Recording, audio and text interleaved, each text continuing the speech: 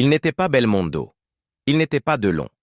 Mais quand Jean-Pierre Marielle entrait en scène, on se taisait, car personne d'autre dans le cinéma français ne sonnait comme lui.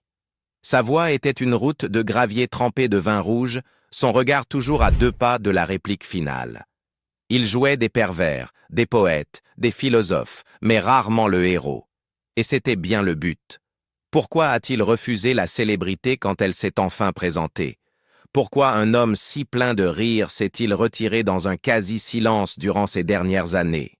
Les réponses sont plus étranges et plus tristes qu'on pourrait le croire. Un homme qui n'a jamais couru après la gloire. Jean-Pierre Marielle n'a jamais été séduit par la vitesse, le succès ou les projecteurs. Né le 12 avril 1932 à Paris, il a grandi à Précy-le-Sec, dans l'Yonne, entre un père austère, ouvrier dans le textile industriel, et une mère discrète et mélancolique. Son enfance fut austère, intellectuelle, légèrement étouffante. Au départ, il rêvait de devenir romancier. La littérature fut son premier amour, jusqu'à ce qu'un professeur du lycée Carnot le regarde droit dans les yeux et lui dise « Vous n'êtes pas fait pour un bureau, vous êtes fait pour la scène ». Ce moment changea tout. Il entra au Conservatoire national supérieur d'art dramatique, se forma auprès des plus grands et se lia d'amitié avec des futurs géants comme Jean-Paul Belmondo, Claude Rich et Jean Rochefort. Mais pendant que Belmondo et Rochefort fonçaient vers l'âge d'or du cinéma français, Marielle avançait à pas lents. Sa carrière débuta doucement. Théâtre, production marginale, sketch télévisé. Sa voix de baryton, rocailleuse, élégante, presque trop mûre pour son visage, lui valut souvent des rôles de soutien bien au-delà de son âge réel. Il jouait des patriarches à 30 ans, des médecins lubriques à 40, des bureaucrates fatigués avant la cinquantaine. Le cinéma ne savait pas trop quoi faire de lui. Il quitta brièvement le milieu dans les années 60 pour se produire dans des cabarets et de petites salles parisiennes. Non par amertume, il n'avait simplement pas envie de mendier. « Je n'ai jamais couru après les metteurs en scène, » disait-il. « Qu'ils viennent me chercher, s'ils veulent de moi. » Tout changea en 1969, quand Yves Robert lui offrit le rôle d'un marquis rusé dans Le Diable par la queue. Ce fut son premier rôle principal. Il avait presque 40 ans. Ironie du sort. Il arriva tard, mais une fois là, plus personne ne pouvait rivaliser. Sa haute silhouette, son sourire en coin, sa diction mordante devinrent sa marque de fabrique. Pas tape à l'œil, mais magnétique. Et pourtant, il ne se sentit jamais tout à fait chez lui dans le monde du cinéma. Les récompenses ne comptaient pas. Les Césars, « Je m'en fous », déclara-t-il en 2012. « Je ne suis pas un acteur pour tombola. Ce qui comptait, c'était l'art, pas la cérémonie. » Marielle s'épanouit pleinement dans les années 70. Il incarna un nouveau type d'anti-héros français. Des hommes vieillissants, lubriques, névrosés, qui perdaient pied avec la modernité. Dans Les Galettes de Pont-Aven, il jouait Henri Serin, un vendeur de parapluies frustré devenu peintre érotique amateur, errant en Bretagne à la recherche de muses féminines et de sens artistique.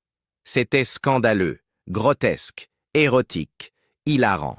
Le film choqua, enchanta les cinéphiles et devint culte. On voulait choquer, et on a réussi, plaisantait-il.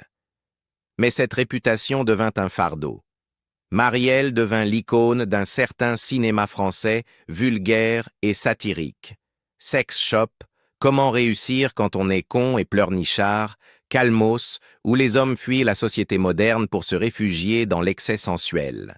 Dans Calmos, lui et Jean Rochefort quittent leur femme, s'exilent à la campagne et tentent de bâtir une vie sans femme, jusqu'à ce que celle-ci déclare la guerre. La satire était mordante, mais plusieurs critiques la jugèrent rétrograde, voire misogyne. Les voix féministes accusèrent ces films de glorifier le sexisme, et Marielle en devint le symbole involontaire. Il n'a jamais renié ses rôles. Il les a assumés. Et pourtant, ses proches affirmaient qu'il ne leur ressemblait pas. Jean-Pierre avait cette manière de rendre la vulgarité shakespearienne. disait le réalisateur Joël Seria. Il pouvait vous insulter de façon à mériter des applaudissements. En dehors des plateaux, il était discret, cultivé, profondément lucide. Il lisait Spinoza, écoutait du classique et avoua un jour préférer le silence aux interviews. Il y avait toujours quelque chose derrière sa moustache, une lassitude, peut-être, ou une timidité que personne ne perçait vraiment. Même dans ses rôles les plus obscènes, il gardait une forme d'élégance. Il rendait le sordide tragique. Il donnait de la profondeur au pathétique. Mais le prix de ce talent fut une incompréhension constante. Les critiques passaient à côté. Les jeunes acteurs l'admiraient, et Jean-Pierre Marielle, toujours à moitié dans la lumière, à moitié en retrait, restait le plus mystérieux des comédiens français. Bien qu'il soit connu pour ses comédies, Marielle possédait une puissance dramatique inégalée. Dans Les mois d'avril sont meurtriers, il incarnait un policier suicidaire, hanté, brisé, inoubliable. Puis vint Tous les matins du monde, peut-être son plus grand rôle. Il y campait Monsieur de Sainte-Colombe, musicien du XVIIe siècle endeuillé, retiré du monde, élevant ses filles dans le silence après la mort de son épouse. Le film, austère et poétique, bouleversa le public et remporta 7 Césars. Mais une fois encore, Marielle, pourtant favori, repartit sans récompense. Il ne se plaignait jamais. Il semblait même savourer sa position d'outsider. « J'ai fait de la merde, et j'espère en faire encore », plaisantait-il. Mais un fond de regret transparaissait. Il avait l'amplitude, il avait l'âme, mais les projecteurs préféraient d'autres. Un cœur compliqué. La vie amoureuse de Jean-Pierre Marielle n'a pas seulement été mouvementée, elle fut révélatrice. Elle reflétait les rôles qu'il incarnait à l'écran et sur scène. Complexe, imprévisible, à la fois charmeur et tourmenté, distant mais dévoué.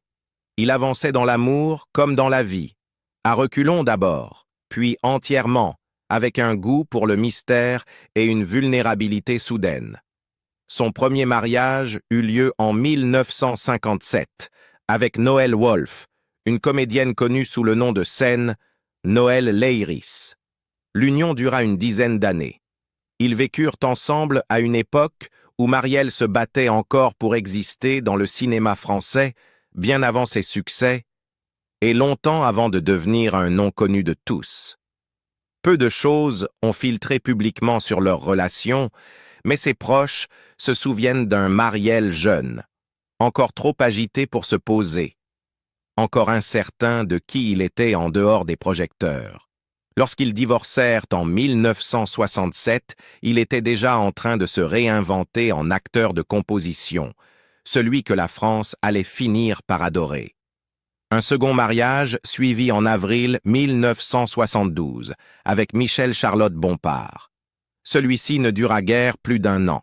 Le mariage fut célébré dans le 7e arrondissement de Paris, entouré d'un cercle restreint d'amis du milieu artistique.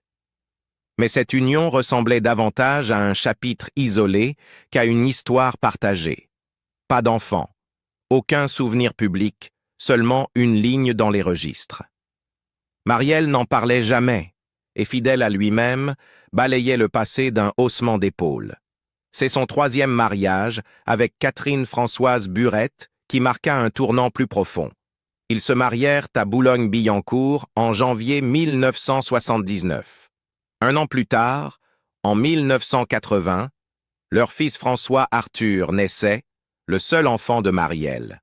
Devenir père ne fit pas de lui un homme casanier, mais enrichit sa vie intérieure.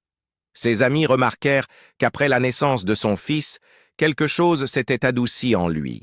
Mais ce mariage aussi finit par s'effondrer. Ils divorcèrent en 1983.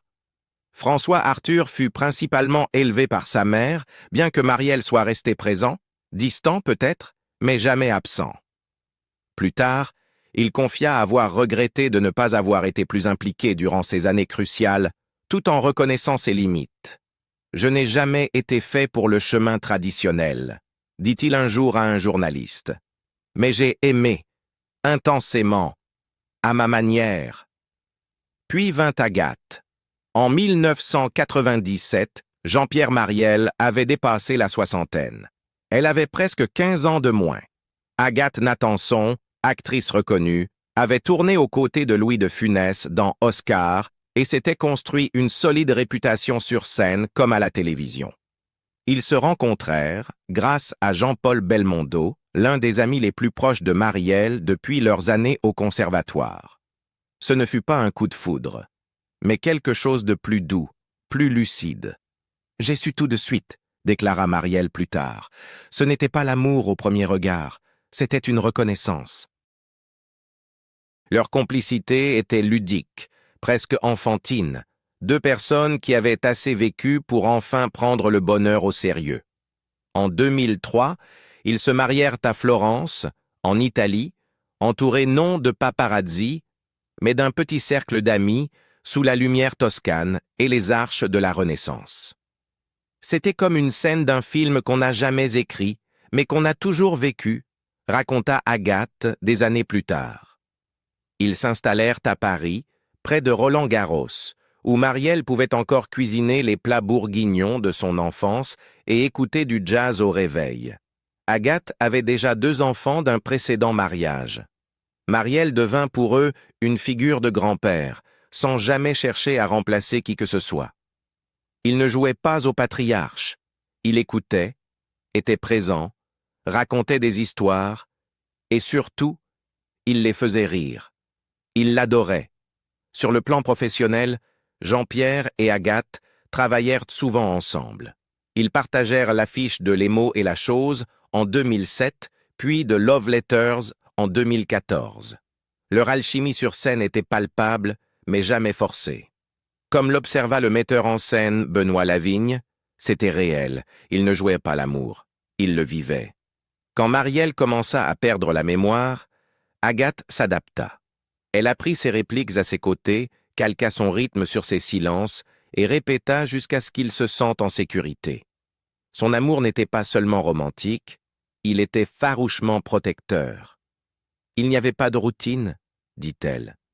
C'était un grand enfant, un immense enfant, et c'est ce que j'aimais chez lui.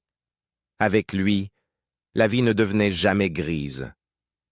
À mesure que sa santé déclinait, elle prit le relais, gérait son emploi du temps, ses interviews, complétait ses phrases quand les mots lui échappaient. Elle ne le quitta jamais, ni pendant la chute, ni après la fin, et encore moins aujourd'hui. Car pour Agathe Nathanson, aimer Jean-Pierre Marielle ne s'est pas arrêté avec la mort. Cela a simplement changé de forme. « Il était la joie de ma vie », écrivit-elle. Et aujourd'hui, chaque jour, j'essaie de lui rendre un peu de ce qu'il m'a donné, en me souvenant. Une disparition lente. La descente, comme la plupart des tragédies de l'esprit, commença dans le silence. Une réplique oubliée en répétition. Un objet égaré. Un prénom suspendu, juste hors de portée. Pour un homme qui avait donné vie aux mots de Molière, Beckett ou Pinter, ces failles dans la mémoire étaient discrètes mais impitoyables. Au début, Jean-Pierre Marielle balayait cela d'un sourire. « Je ne suis pas calé », plaisantait-il souvent. « Je suis décalé. » Il accusait la fatigue, les lumières, les distractions, tout sauf la vérité rampante. Mais Agathe Nathanson, son épouse et confidente la plus proche, reconnut les signes. Elle les avait déjà vus. Alzheimer avait emporté sa mère, et maintenant, il commençait à prendre son mari. Dans les premières phases, l'espoir restait possible. Agathe s'asseyait à ses côtés lors des interviews, soufflait un mot lorsqu'il trébuchait. À la maison, il répétait les textes des heures durant, parfois jusqu'à tard dans la nuit. Elle le regardait lutter, espérant que la répétition colmaterait les fissures. Mais à chaque saison qui passait, la distance s'élargissait. Lorsqu'ils jouèrent ensemble Love Letter en 2014, elle n'était plus seulement partenaire de scène, elle était sa boussole. Sur les planches, il brillait encore, il pouvait encore faire rire, encore émouvoir. Mais une fois en coulisses, il demandait où ils étaient ou comment le deuxième acte s'était terminé. Ils ne prononcèrent jamais le mot Alzheimer. Jean-Pierre refusait. Le nommer, c'était lui donner du pouvoir. Alors ils construisirent une réalité fragile, où les textes étaient simplement plus difficiles, où les interviews étaient devenues trop fatigantes, où le repos était juste une question d'âge. Mais Agathe, elle, savait. « Il ne voulait pas le nommer », dira-t-elle plus tard. Alors nous avons vécu dans un déni tranquille. Mais à l'intérieur, j'avais déjà commencé à le pleurer. Vers le milieu des années 2010, Marielle s'éloigna de la vie publique. Les invitations restaient sans réponse. Les rôles étaient déclinés. Même les amis de toujours commencèrent à s'éloigner, ne sachant plus comment interagir avec cet homme désormais silencieux. Lui qui dévorait autrefois les livres, le jazz, les longues discussions et le bon vin de Bourgogne, devint immobile. Agathe transforma leur maison en sanctuaire. Elle lui lisait à haute voix, parfois sans réaction. Elle mettait de vieux disques. Parfois il souriait, parfois non. La maladie progressant, elle lui arracha peu à peu ce qui faisait son être, sa mémoire, sa voix, son rythme. Cette voix grave et chaleureuse qui avait rempli les théâtres et bercé les radios, se tut. Ne restèrent que la confusion, le repli et quelques instants de lucidité qui percèrent la brume comme des rayons de soleil. Agathe raconta un jour l'un de ces moments. Il la regarda et murmura simplement « Merci ». Un mot, et elle en fut bouleversée. Le 24 avril 2019, à 16h24, Jean-Pierre Marielle s'éteignit à l'hôpital des 4 villes à Saint-Cloud. La cause, une septicémie, une infection terminale, rendue possible par un corps affaibli au fil des années. Il avait 87 ans. Conformément à ses souhaits, les funérailles furent modestes et discrètes. Pas de titres à la une, pas d'hommage national. Juste Agathe, quelques proches, et la famille au cimetière de Précy-le-Sec, là où son enfance avait commencé, et où il fut inhumé dans le caveau familial. Mais pour Agathe, l'absence ne signifia jamais la disparition. « Je lui parle tous les matins et tous les soirs », confia-t-elle dans une interview télévisée des années plus tard. « Il a toujours sa place à table. Je lui demande ce qu'il pense. Et parfois, je jurerais l'entendre répondre. » Incapable de le laisser partir, elle lui écrivit. En 2023, elle publia Chantons sous les larmes. Lettre à Jean-Pierre Marielle, une bouleversante collection de lettres rédigées après sa mort. Ce n'était pas des souvenirs, ni un journal, c'était des conversations, avec un homme qu'elle croyait toujours là. « Il vit avec moi », écrivit-elle. « Pas dans la mémoire, dans la présence. Il est partout, dans ma cuisine, dans mes rêves, dans le silence entre deux pensées. » Elle avoua aussi une vérité que bien des veuves portent sans jamais la dire. « Je n'ai jamais commencé mon deuil. Je ne sais pas comment. » Le monde voyait une femme digne, souriante, qui continuait d'avancer. Mais en elle, elle se sentait amputée.